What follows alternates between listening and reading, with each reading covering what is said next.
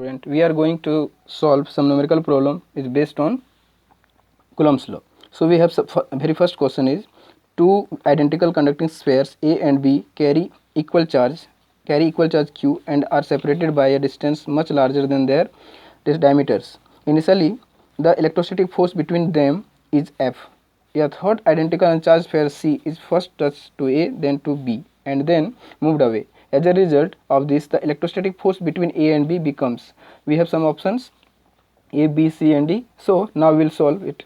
We have total 3 spheres A, B and C, and A has Q charge and B also Q charge. B have Q charge and C is the neutral. So when it will touch to, first of all, when C is going to touch A, then charge becomes half because इसके पास Q है और इसके पास neutral. So we know already from formula Q is equals to sum of the charges Q plus 0, it has 0 charge, divided by number of systems. So we have 2 systems, so this, so new charge becomes Q by 2. Okay, so Q by 2, it has Q by 2 and it has also Q by 2 after touching and away from this. When touch it and जब fraction इसको अलग कर देंगे फिर Q by 2 हो जाएगा. After that फिर से बोला है, क्वेश्चन में बोला गया है कि इसको फिर से हमको B से टच करना है. देन क्या आएगा, जब C को इसमें हम टच करेंगे तो क्या होगा, Q is equals to new charge for every C and B is equals to C here Q by 2 and this one is the Q. So total charge, sum of total charge Q plus Q by 2 divided by 2 system. So this one 2. So क्या आ जाएगा यहाँ पे, ये आ जाएगा Q, इसके पीछे कुछ नहीं तो 1, ये जाएगा तुम्हारा 3Q divide by 2 divide by 2. तो टोटल कितना आ जाएगा, ये आ जाएगा 3/4Q. We have 2 charges. सो अब हम यहाँ पे देखें तो A के पास कितना है, Q by 2. अब जब दोनों को टच किए तो यहाँ पे इक्वल कितना हो गया, 3/4Q, और इसके पास भी 3/4Q. तो अब क्या क्वेश्चन बोल रहा है कि पहले हम C को टच किए A से, फिर C को टच किए B से.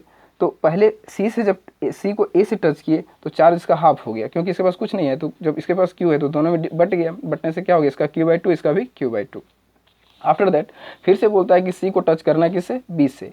जब B से हम इसको टच किए तो क्या हुआ कि इसके पास Q by 2 है और इसके पास Q है. तो हम जानते हैं कि नंबर ऑफ, इसका सॉल्यूशन करने का तरीका है कि टोटल यदि चार्ज आपको निकालना है तो सम ऑफ चार्जेस, तो इसके पास Q है, इसके पास Q by 2, इसके पास Q है. तो दोनों को यदि हम ऐड करें तो ऐड कर दिए और हम जानते हैं कि दोनों सिस्टम से डिवाइड किया जाता है, तो दोनों सिस्टम से इसको डिवाइड कर दिए. तो क्या है, Q plus Q by 2 divide by 2, तो कितना आया, 3/4Q. तो हमारे पास A के पास कितना है, Q by 2 है और B के पास 3/4Q है. अब ऐसा दोनों के पास हमको चार्ज मिल गया. अब बोलता है कि A और B के बीच फोर्स क्या होगा. अब जब ऐसा इतना कंप्लीट करने के बाद इसके बीच में फोर्स क्या होगा, तो हम मान लेते हैं कि इसके पास जो ये दोनों के बीच का डिस्टेंस है वो R है. तो R तो बोला नहीं, फोर्स डायरेक्ट बोल दिया कि दोनों के बीच में पहले कितना फोर्स था, F फोर्स था. तो हम अब मान लेते हैं कि दोनों के बीच में डिस्टेंस R है. तो फार्मूला लगा देंगे, F is equals to K Q1 Q2 divided by R square. तो Q1 के जगह पे क्या है, Q1 के जगह मतलब A मान लो Q1, तो Q1 के जगह है मेरा Q by 2 और Q2 के जगह कितना है, Q2 के जगह 3/4 क्यूब है और यहाँ पे K रहने दो constant, divide by R square. तो R स्क्वायर डिस्टेंस में तो कोई चेंजेस है नहीं, तो कितना हो जाएगा देख सकते हो इसको, ये आ जाएगा टोटल, ये ऊपर 3 हो जाएगा और नीचे 4 2 8, इतना 3/8 और ये तो तुम्हारा आ जाएगा K cube square divided by Q square divided by R square. तो ये दोनों चार्ज के बीच का जो फोर्स था वो F मान लिए थे, तो टोटल कितना हो जाएगा, 3/8 टोटल F. क्योंकि माना गया है यहाँ पे पहले ही क्वेश्चन में लिखा हुआ है कि two identical conducting spheres A and B carrying equal charge Q and separated by distance much larger than their diameters.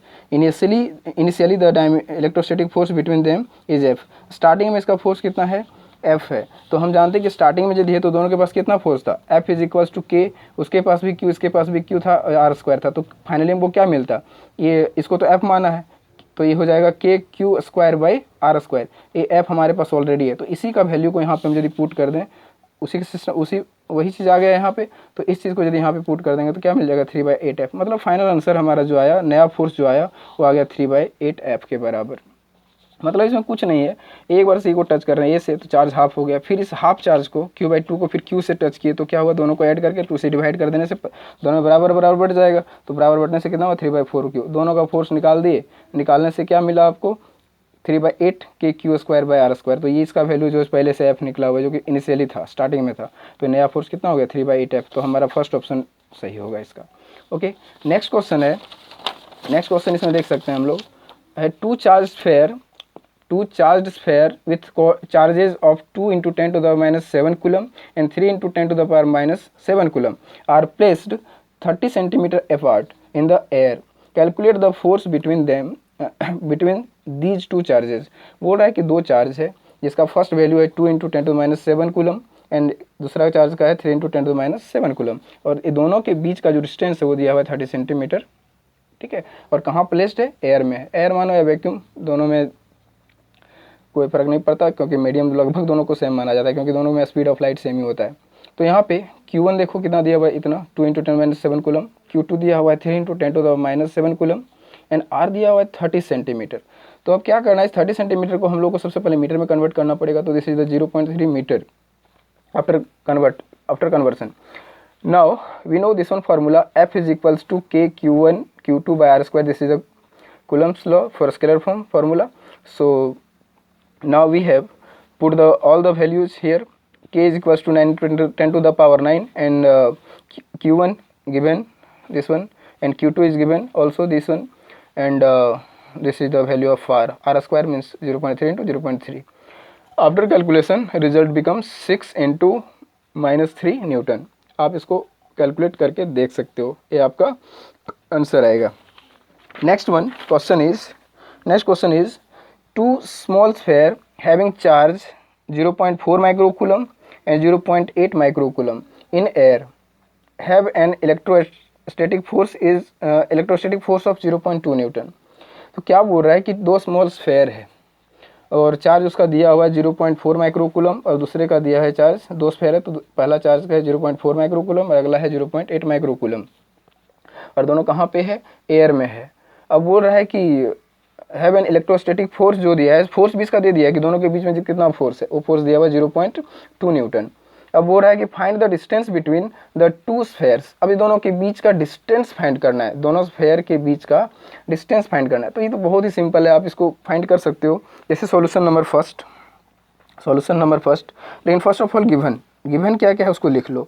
हमको पहले Q1 दिया हुआ है 0.4 माइक्रोकूलम, इसको माइक्रो को सबसे पहले हमको कन्वर्ट करना पड़ेगा SI में। तो ये हो जाएगा 0.4 × 10⁻⁶ coulomb, and Q2 is equals to कितना है 0.8 माइक्रोकूलम, तो ये आ जाएगा 0.8 × 10⁻⁶ कूलम। ये कंप्लीट हो गया। अब फोर्स भी दिया हुआ है, F is equals to how much 0.2 newton. Okay, now we know formula F is equals to K Q1 Q2/R². This is the formula of Coulomb's law, Coulomb's force. So now after cross multiplication, this one F comes here and R goes to there. So R is equals to K Q1 Q2/F. This one formula become. Now we can put here some total values, then answer becomes some. So K is equals to 9 × 10⁹. Q1 is equals to this 0.4 × 10⁻⁶, and Q2 is equals to 0.8 × 10⁻⁶ divided by 0.2. Okay, so this one total after calculation it becomes 144 × 10⁻⁻4 R² is equals to. So R is equals to root under 144 × 10⁻⁻4. So 12 × 12 144. So this one becomes 12 × 10⁻⁴ का 10⁻². This one R is equals to in this meter. 12 is equals to this. We can solve it 12 × 10⁻². -2 means नीचे चला जाएगा ये, तो 100 ये आ जाएगा तुम्हारा 0.12 metre. This is your r. Okay, this is your distance between two spherical charges. Now next question is, ये तो हो गया सिंपल था, फार्मूला पुट किए आर स्क्वायर, तो सिंपली इस कॉलम्स लॉ से निकल गया, कॉलम्स फोर्स से निकल गया, तो तुम्हारा 0.12 मीटर मिल गया, है ना। ये सिंपल था, ये फार्मूला पे पुट किए तो डायरेक्ट हमको वैल्यूज मिल गया, कितना इतना आया, इसको सारा वैल्यू को पुट करने पर 0.12 मीटर आ गया। नेक्स्ट क्वेश्चन इसमें है second number, what will be the force on the second sphere due to the first sphere. तो पूछ रहा है कि what will be the force of on the second sphere due to the first sphere. तो जब force हमारे पास already question में दिया हुआ है 0.2 न्यूटन, तो जब फर्स्ट स्फीयर पर लगेगा, हम जानते हैं कि दोनों पर चार्ज जो है वो डिफरेंट है, भले ही जो भी है दोनों पर, तो फोर्स जब भी लगेगा दोनों पे, तो दोनों पे सेम ही लगेगा, क्योंकि दोनों क्या है, पॉजिटिव है, दोनों पॉजिटिव है। और फाइनल रिजल्ट दोनों पर जो फोर्स लग रहा है, तो स्केलर फॉर्म में हम लोग का जो फोर्स लगता है वो दोनों के लिए सेम होता है। तो टोटल फोर्स जो नेट फोर्स दिखा, ये जो फोर्स है वो नेट फोर्स है, तो दोनों स्फीयर पर जो फोर्स होगा, नेट फोर्स होगा, वो कितना होगा, 0.2 न्यूटन। इसमें कोई बदलाव नहीं कर सकते हैं। इससे हम बोल सकते हैं कि दोनों अपोजिट चार्ज है और दोनों एक दूसरे के पॉजिटिव नेगेटिव भी रहता तो तब भी आपका वही रिजल्ट आता, इसमें कोई बदलाव नहीं कर सकते हम लोग, क्योंकि स्केलर फॉर्म है। और नेक्स्ट क्वेश्चन है, यहाँ पे देखो, अब अगला क्वेश्चन है, four identical charges of charge Q are placed at the corners of a square of side A as shown below. Find the magnitude of the net force acting on a charge of magnitude 2Q placed in the center of the square. मतलब एक square है हमारे पास जिसके चारों corner पे identical है, मतलब charge सबका सेम है, सभी कॉर्नर पे चार्ज सेम है हमारे पास। अब क्या करना है, इसका साइड भी एक दे रखा है, साइड कितना है, ये है साइड। अब बोलता है कि इसके सेंटर पे बताओ कि कितना फोर्स लग रहा है। यदि इसका इस सेंटर पे चार्ज है 2Q, यदि सेंटर पे 2 क्यूब चार्ज है, तो आपको फाइंड करना है कि इस सेंटर पे कितना फोर्स होगा, कितना सेंटर पे फोर्स लगेगा। तो बहुत ही सिंपल है, आप देख सकते हो कि इस सेंटर पे हमको निकालना है, तो आपको सबसे पहले क्या, यहाँ से देखेंगे कि यहाँ से लगेगा फोर्स इस पर, तो इस डायरेक्शन में यहाँ पे देखो ऐसे जाएगा, तो बोल सकते हैं कि ये दोनों एक दूसरे के रिपेल करेगा, रिपल्सिव फोर्स होगा। फिर यहाँ से देखो ऐसे आएगा इस तरफ, तो यदि इसका फोर्स का डायरेक्शन यदि ऐसे ऐसे देख रहे हैं, देखो ऐसे दोनों एक दूसरे को रिपेल करेगा, यहाँ भी क्या है, एक दूसरे को रिपेल करेगा। इधर भी देख सकते हैं हम लोग, इसमें भी, तो इसमें भी क्या होगा, कुछ ऐसे ही होगा। ये दोनों के बीच में फोर्स लग रहा है, डिस्टेंस तो सब जगह सेम है क्योंकि स्क्वायर है, तो स्क्वायर है तो डिस्टेंस तो 100% सेम ही होगा। तो इसमें भी फोर्स क्या होगा, इससे हाँ ठीक है, ऐसे दिखा सकते हैं, इस टाइप से। इधर भी दिखा सकते हैं, इस जगह ये दोनों के बीच का फोर्स जो है ऐसे कुछ होगा, इस टाइप से। तो कुल मिला के क्या हम देख रहे हैं यहाँ पे कि देखो इस 2 क्यूब और यहाँ पे क्यूब है, हर एक जगह का जो फोर्स होगा वो क्या तुमको मिल रहा है। सो देखो यहाँ पे मिल जाएगा हमको, जैसे F इज इक्वल्स टू जो भी हमको मिले, जैसे KQ into 2Q divided by कुछ भी इसके पास डिस्टेंस तो होगा, मान लो x मान लेते हैं, तो ये भी x होगा, ये भी x होगा, ये भी x होगा, तो क्या x स्क्वायर के बराबर मिलेगा। और हर जगह का फोर्स क्या मिलेगा हमको, इक्वल मिलेगा। जब हर जगह का फोर्स तुमको इक्वल मिल रहा है, तो देखो ये दोनों का रिपल्सिव फोर्स है, तो एक ये देखो स्क्वायर है, सिंपल सा मेरे पास स्क्वायर है, यहाँ पे ये सेंटर है, तो ये दोनों यदि फोर्स इस पर लगाएगा तो ये इधर लगाएगा, ऐसे रिपल्सिव फोर्स ऐसे होगा। फिर जब इस चार्ज और इसी के बीच बात करें तो इधर जाएगा इसका डायरेक्शन, और यहाँ से यहाँ के बीच करें तो डायरेक्शन किधर आएगा, इधर आएगा। और यहाँ से यहाँ के बीच बात करें तो डायरेक्शन किधर जाएगा, इधर जाएगा। तो यदि डायरेक्शन हमारा इस तरह से कुछ जा रहा है, तो फाइनली क्या होगा, यदि ये फोर्स पॉजिटिव होगा तो ये नेगेटिव होगा, ये नेगेटिव फोर्स पॉजिटिव तो ये नेगेटिव, और एक दूसरे को क्या कर देगा, ये कैंसिल कर देगा। Then final result is 0। Answer जो हमको मिलेगा वो 0 मिलेगा। मतलब सेंटर पर यदि सभी जगह चार्ज आइडेंटिकल हो तो सेंटर पर जो फोर्स होता है वो हमेशा 0 मिलता है। ये आपको कंसेप्ट मतलब माइंड में रखना है। ऐसा यदि सभी जगह आइडेंटिकल होगा तो चार्ज सब कॉर्नर पे सेम होगा, तो यहाँ पे हमको रिजल्ट हमेशा 0 मिलता है, चाहे कुछ भी किसी प्रकार का चार्ज हो, मतलब केवल बराबर होना चाहिए, सभी जगह इक्वल चार्ज होना चाहिए, तो आपको रिजल्ट हमेशा 0 मिलेगा। ठीक है, तो this is the concept of question number 4। And कुछ हम पहले भी पहले लेक्चर में बताए थे, एक था ट्रायंगल, इस टाइप से ट्रायंगल था ऐसे, तो इसमें 0 नहीं होता है, जैसे मान लो आइडेंटिकल एक ट्रायंगल है, यहाँ पे एक क्यू चार्ज है, यहाँ भी क्यू चार्ज है, यहाँ भी क्यू चार्ज है, सभी जगह पे आइडेंटिकल चार्जेस हैं। अब बोला जा रहा है कि किसी एक कॉर्नर के लिए फाइंड कर दो, किसी एक कॉर्नर के लिए फोर्स फाइंड करो। मान लो हम इस कॉर्नर की बात करें तो इस कॉर्नर पर देखो, इसमें ए चार्ज दोनों एक दूसरे को पर फोर्स लगाएगा, तो क्या करेगा, ये रिपेल जाएगा, इधर होगा रिपेल, ये चार्ज और ये चार्ज के बीच में इधर लगेगा तो ये भी किधर जाएगा, इधर रिपेल होगा। तो हम लोग जानते हैं वेक्टर में कि एक वेक्टर इधर जा रहा है, एक वेक्टर इधर जा रहा है, ऐसे। तो triangle law of vectorization, parallelogram law लगा दो, पैरेललोग्राम लॉ मेथड, ये है ना। तो यदि ऐसे डॉटेड लाइन से ऐसे मिला देंगे, इधर ऐसे डॉटेड लाइन से मिला देंगे, यदि ये ए वेक्टर है, ये बी वेक्टर है, तो हम लोग क्या बोल सकते हैं, इसके बीच कुछ तो एंगल होगा, ये दोनों वेक्टर के बीच। मान लो इसके दोनों के वेक्टर के बीच में एंगल थीटा है, तो हम लोग क्या बोल सकते हैं कि इसका जो रिजल्टेंट मिलेगा, दिस वन रिजल्टेंट, ये रिजल्टेंट क्या मिल जाएगा, यही तो निकालना है हमको, दोनों के बीच का रिजल्टेंट। तो ये निकालना है तो क्या मिलेगा, मतलब इस चार्ज इस कॉर्नर पे कितना फोर्स लग रहा है वही निकलेगा। तो ये बीच वाला बताएगा हमको कितना फोर्स निकलेगा, ये क्योंकि 11th क्लास में बहुत अच्छे से हम लोग वेक्टर पढ़े हैं। तो आर इज इक्वल्स टू क्या मिलेगा, A square plus B square plus 2ab cos theta. यहाँ पे कॉस थीटा की जगह 60 डिग्री होगा, क्योंकि ये इक्विलेटरल ट्रायंगल है मेरा, तो इक्विलेटरल ट्रायंगल है तो ये 60 डिग्री है, तो 100% ये भी कितना होगा, 60 डिग्री होगा। ये 60 तो ए भी 60, तो यहाँ पे हम 60 डिग्री लगा देंगे, तो 60 1/2 होगा, जो भी वैल्यू डिपेंड करेगा। ठीक है, एक क्वेश्चन कुछ इस टाइप से भी हो सकता है। मान लो हमारे पास कुछ इस तरह से चार्ज है, ऐसे रखा हुआ है, एक ऐसे है, एक चार्ज यहाँ पे है, एक चार्ज यहाँ पे है, ठीक है, दोनों ये राइट एंगल है, ठीक। एक चार्ज यहाँ पे क्यूब है, एक चार्ज यहाँ पे क्यूब है।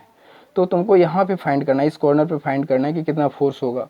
यहाँ भी यदि क्यू ही रखा हुआ है तो सभी जगह आइडेंटिकल है। आइडेंटिकल क्या, आइडेंटिकल नहीं भी हो सकता है, हम आइडेंटिकल यहाँ पे ले रहे हैं, लेकिन आइडेंटिकल होना कोई ज़रूरी नहीं कि आपको हर समय आइडेंटिकल ही यहाँ पे मिले।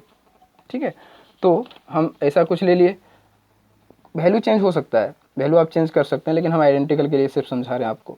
तो this one Q and this one also Q, it will both will repel to each other, so it will goes here this side. और यहाँ से इधर बात करें तो ये जाएगा इधर। देखो हमको इस कॉर्नर पे फाइंड करना है, तो इस कॉर्नर पे फाइंड करना है, तो एक इधर जा रहा है, एक इधर जा रहा है। ठीक है, अब क्या करो, यदि ऐसा है तो यहाँ पे जो फोर्स निकलेगा इसको F1 मान लेते हैं, इसको मान लेंगे F2। ठीक है, लेकिन आइडेंटिकल है तो जुड़ जाएगा, जो भी है आपको दोनों को जोड़ देना पड़ेगा। आंसर डायरेक्ट हम F1 प्लस F2 कर सकते हैं, लेकिन आप फॉर्मूला से यदि जाना चाहते हो तो आपका रिजल्टेंट कितना, देखो एंगल दोनों के बीच में कितना है, 90 डिग्री है।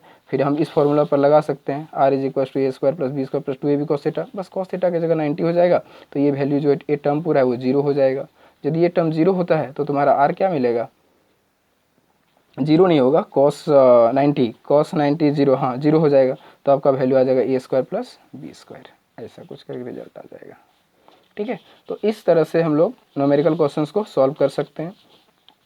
ठीक है, और भी बहुत तरह के न्यूमेरिकल्स आपको सॉल्व कर सकते हैं आप लोग। ये तो सेंटर के लिए हम फाइंड कर किए थे यहाँ पे। हो सकता है कि आपको ऐसा भी क्वेश्चन मिल सकता है कि मान लो एक स्क्वायर है, ऐसा स्क्वायर है, तो स्क्वायर में एक चार्ज यहाँ पे है, एक चार्ज यहाँ पे, एक चार्ज यहाँ पे, सभी आइडेंटिकल्स हैं। आइडेंटिकल हैं तो क्या करना है कि आपको बोलेगा किसी एक कॉर्नर पे फाइंड करो। अभी ये हम आपको स्क्वायर के बारे में बता रहे हैं। तो यदि यहाँ पे है तो ये भी क्यू, ये भी क्यू, तो यहाँ पे इस कॉर्नर पे निकालना, तो एक इधर जाएगा, एक इधर जाएगा, इस साइड जाएगा। तो सबसे पहले आपको ये वाला दोनों फाइंड कर लेना है। ये यदि दोनों आपका फाइंड हो गया तो फाइंड करने के बाद ये चार्ज बचा हुआ है, मान लो एफ निकला हमको, ये दोनों का रिजल्टेंट जो एफ निकला, इसको भी किनारे करके रख लेना। उसके बाद क्या करना, ये वाला निकालना, इसका डायगोनल पर ही निकालना पड़ेगा क्योंकि साइड दिया रहेगा आपको कुछ, तो साइड सबका एक ही रहता है स्क्वायर में। तो इसको निकालेंगे तो कुछ आएगा इसका वैल्यू। जब इसका डिस्टेंस आपको पता चल जाएगा कुछ, तो डिस्टेंस जब निकल जाएगा तो इसका भी फोर्स, ये दोनों के बीच में फोर्स निकल जाएगा कुछ, यहाँ पे कुछ तो मिलेगा फोर्स। उस फोर्स को पहले जो फोर्स निकाले थे दोनों के बीच का, उसमें ऐड कर देंगे तो कुल टोटल फोर्स कितना लग रहा है यहाँ पे, वो आप इजीली फाइंड कर सकते हो। So this is all about for today, so thank you.